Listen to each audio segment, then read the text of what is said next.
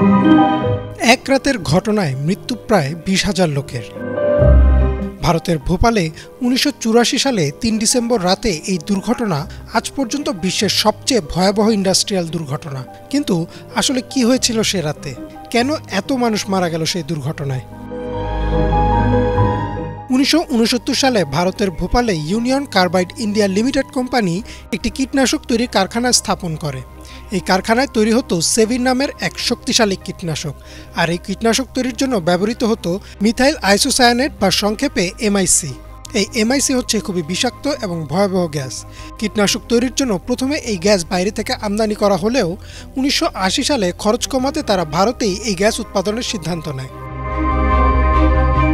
সরকার যখন অনুমতি দেয় এই গ্যাস উৎপাদনের, তখন একটা শর্ত জুড়ে দেয় যে একটা ইমার্জেন্সি ইভ্যাকুয়েশন প্ল্যান থাকতে হবে, অর্থাৎ সেই এলাকার মানুষকে প্রশিক্ষণ দেয়া যে যদি কোনো কারণে এই বিষাক্ত গ্যাস ছড়িয়ে পড়ে তাহলে তারা কিভাবে বাঁচতে পারবে।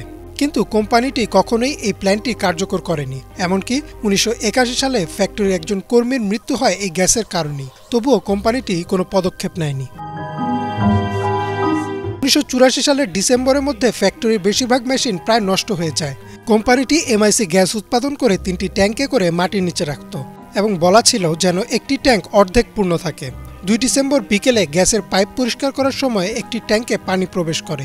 সবার অজান্তেই পানির সাথে বিক্রিয়া শুরু করে ভয়ঙ্কর এমআইসি গ্যাস। প্রতিটি ট্যাঙ্কের প্রেসার থাকার কথা ছিল সর্বোচ্চ ১৪ কিলো প্যাসকেল। সেই প্রেসার রাত ১০:৩০টায় উঠে যায় ৭০ কিলো প্যাসকেলে। দুইজন কর্মী বিষয়টি দেখলেও তারা ভাবেন যে হয়তো প্রেসার মনিটর ভুল দেখাচ্ছে। রাত ১১:৩০টায় ফ্যাক্টরিতে থাকা কিছু কর্মী এমআইসি গ্যাসের বিষক্রিয়া বুঝতে শুরু করেন। তারা সুপারভাইজারকে বিষয়টি জানানোর পর তিনি নির্দেশ দেন যেন কর্মীরা খুঁজে দেখেন কোথাও গ্যাস লিক হচ্ছে কিনা। এই বলে তিনি চা পানের বিরতিতে চলে যান। রাত ১২:৪০-এ চা বিরতি শেষ করে তিনি ফিরে আসেন। এর ৫ মিনিটের মধ্যে গ্যাসের প্রেসার বেড়ে দাঁড়ায় ২৮০ কিলো প্যাসকেলে। কর্মীরা দেখেন যে ট্যাঙ্কের ভাল্ব ছিটকে বেরিয়ে যায়। এরপরই এই প্রেসার উঠে গেল ৩৮০ কিলো প্যাসকেলে।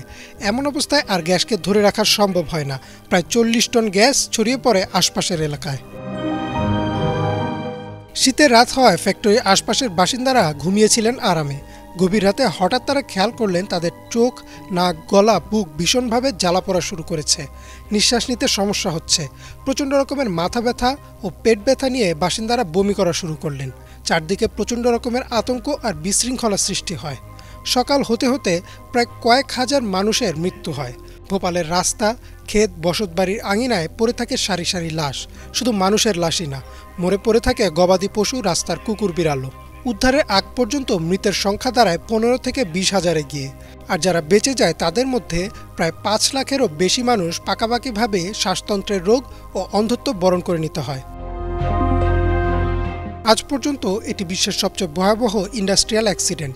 এই ঘটনার পর ভারতে বহু আন্দোলন হয়, আদালতে মামলা চলে বহু বছর, কিন্তু তবুও নিহত ও আহতরা সঠিক বিচার পান না।